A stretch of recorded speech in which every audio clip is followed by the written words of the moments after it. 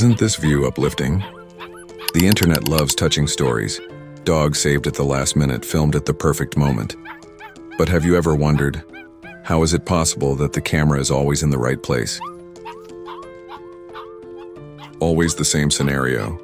An animal abandoned on the street, an animal with its paws and mouth tied, an animal in a plastic bag abandoned on the road, an animal on a chain, an unconscious animal that looks dead, and many other examples.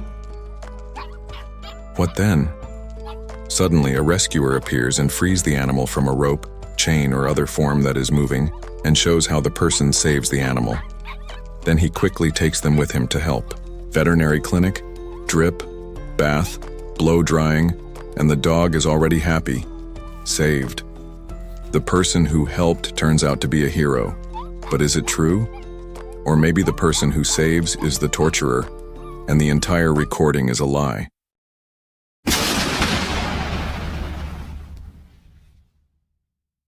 This is cruel animal abuse, and unfortunately, in parts of Asia and other parts of the world, there are cases of dogs and other animals being used to record controversial videos. This is often done to gain views and reactions on social media. Examples of cruel practices. Tape gagging dogs. Some people do this to force certain reactions from the animals and achieve a dramatic effect in the videos. Fake rescues. Videos where dogs are supposedly being rescued from dangerous situations, when in reality the animals are being deliberately placed in such conditions. Fictional animal abuse videos. Some channels feature alleged aggressive dogs or mistreatment that is staged for more views. Abuse disguised as training.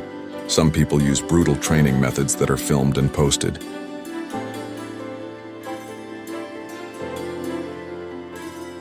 Why does this happen? The cycle of violence in fake rescue videos. Some internet creators, especially in Asia and other parts of the world, deliberately arrange situations in which animals are harmed in order to then record a heroic rescue. This type of procedure is particularly brutal and goes through certain stages, creating a cycle of violence that repeats itself over and over again. Stage 1. Selecting a victim. The creators of such videos often look for animals that are defenseless, stray dogs and puppies that have no owner, animals purchased from breeders or shelters. Some use the same dogs multiple times. Dogs that are already sick, weak, and easy to manipulate in front of the camera. Some people go even further and kidnap pets that later appear in the videos. Stage 2. Preparing the rescue scene. To make the footage as dramatic and attention-grabbing as possible, the animals are deliberately placed in artificially staged, dangerous situations. Trapped dog.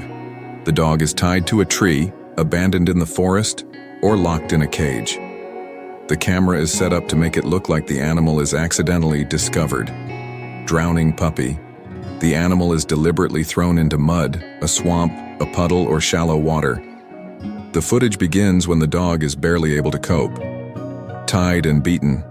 The dogs are gagged with duct tape or ropes. The animals are doused with water, smeared with mud to make them look exhausted. Sometimes the creators add fake blood to arouse even greater emotions. Stage 3. Recording a fake rescue. Now comes the heroic part. The person recording pretends to save the animal. Typical fake rescue scenario. The camera turns on exactly at the moment when the rescuer supposedly notices the animal. Dramatic narration, e.g., "Oh my God, what happened here?" The hero approaches the dog, gradually freeing it. Great emotions, often fake tears and loud declarations. "I can't believe someone did something like that." At the end, the dog is given water, food, and is petted, which is to show its gratitude and end the film on an optimistic note. Stage 4. Monetization and growth of popularity. Once recorded, the video goes online, where it gains millions of views because people love seeing happy endings. The channels and accounts earn money from ads and sponsored posts. The hero builds his brand, gains more followers, and plans more rescues. Problem: most viewers don't suspect fraud and are happy to share the video, helping the creator earn even more.